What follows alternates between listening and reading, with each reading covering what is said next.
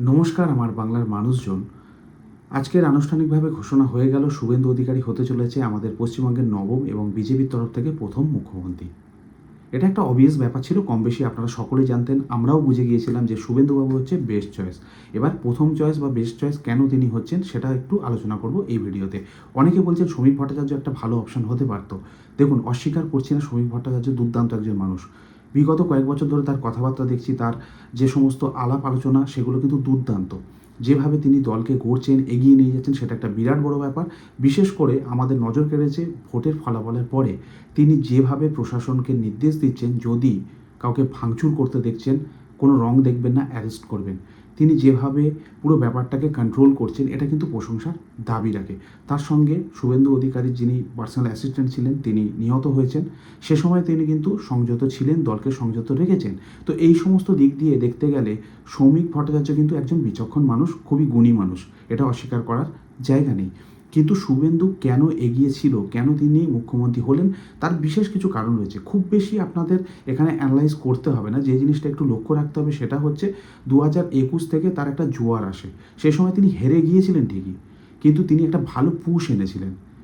বিজেপিকে এমন একটা জায়গায় এনেছিলেন যেটা আগে কেউ আনতে পারেনি। এটা কিন্তু ওপর মহলে লক্ষ্য হয়েছে। শুভেন্দু অধিকারী সবথেকে বড় যদি কিছু টার্নিং পয়েন্ট থেকে থাকে সেটা হচ্ছে এবারের নির্বাচনে মমতা বন্দ্যোপাধ্যায়ের এগেনস্টে ভবানীপুরে দাঁড়ানো। অমিত শাহ বলেছিলেন ও তাকে দাঁড়াতে হবে, তিনি দাঁড়িয়েছেন। দ্বিতীয়বার কোনো প্রশ্ন করেনি। আর সেখানে তিনি 15,000-এরও বেশি ভোটে জিতেছেন। এইখানে বা এই ঘটনার পর থেকে তিনি সবার থেকে এগিয়ে গেছেন। বিজেপির কাছে বলা ভালো কোনো আর অপশান ছিল না। তিনি কাকে হারিয়েছে দেখুন, কতটা মার্জিনে হারিয়েছেন। তার সঙ্গে তিনি নন্দীগ্রামে জিতেছেন, আবার এখানেও জিতেছেন। হারিয়েছেন মুখ্যমন্ত্রী মমতা বন্দ্যোপাধ্যায়কে তার ঘরে ঢুকে। এরপরে বিজেপির কাছে আর ভাবার কিছু আছে? ভাবার কিছু তিনি রাখেননি। যে যতই ভালো হোক না কেন, শ্রমিক ভট্টাচার্য হোক, এদিকে আপনার দিলীপ ঘোষ হোক, যাই হোক না কেন, ABCD যার নাম আপনি বলুন না কেন, কিন্তু যেটা শুভেন্দু অধিকারী করেছে তারপরে কিন্তু আর কোনো অপশান বিজেপির কাছে ছিল না। আমি বলতে পারি, যদি শুভেন্দু অধিকারীর জায়গায় অন্য কেউ দাঁড়াতো মমতা ব্যানার্জির এগেনস্টে, হতে পারে রেজাল্ট অন্য হতে পারত। কারণ তার যেটা হুঙ্কার ছিল, যে ডমিনেশন ছিল, প্রথম থেকে আমরা লক্ষ্য করেছি, তিনি যে কনফিডেন্ট ছিলেন যে আমরা জিতবো, এত মার্জিনে জিতবো, তিনি এগিয়ে যাক কিন্তু পরে গিয়ে আমি জিতবো, এই ধরনের যে প্রিডিকশন, এই ধরনের যে কথাবার্তাগুলো যেগুলো তিনি থ্রো করেছিলেন, সেইগুলো কিন্তু ফুলফিলও হয়েছে, প্লাস একটা কনফিডেন্সও শো করেছে, যেটা মানুষ পছন্দ করেছে। তো সেই কারণে আমি মনে করি তার একটা বড় টার্নিং পয়েন্ট এই মুখ্যমন্ত্রীর দৌড়ে। আর তার সঙ্গে তিনি ডিজার্ভ করেন, তিনি যেভাবে লড়ছেন প্রথম থেকে, যখন থেকে তিনি তৃণমূল ছেড়ে বিজেপিতে এসেছেন, একনিষ্ঠভাবে তিনি কাজ করেছেন, প্রত্যেকটা জায়গায় পৌঁছেছেন। আর তার কথাবার্তার মধ্যে কোনো রাগ ঢাক নেই, ওপেন কথা বলে, যেটা বিজেপির একটা আমরা ফরমেশন হিসাবে জানি।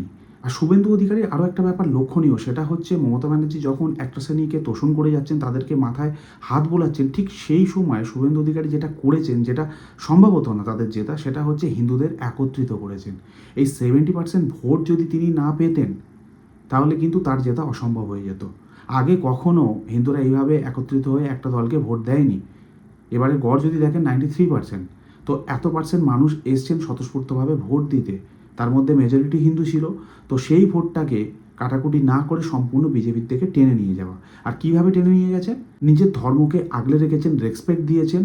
অপর দিক দিয়ে যে ধরনের মন্তব্যগুলো আসছিল সেগুলোকে তিনি কাউন্টার করেছেন। এই জিনিসগুলো মানুষ কিন্তু দীর্ঘদিন দেখছেন, ভোটের আগে থেকে দেখে আসছেন। তার ফলে তার জেতা অনেক সুবিধা হয়েছে, হিন্দুদের তিনি বিশ্বাস অর্জন করতে পেরেছিলেন। তাই আজ তার এই ফলাফল। সবথেকে বড় যদি এরপরে টার্নিং পয়েন্ট বলতে হয়, যেটা আমি ব্যক্তিগতভাবে মনে করি, সেটা হচ্ছে মমতা ব্যানার্জিকে তার ঘরে ঢুকে হারানো।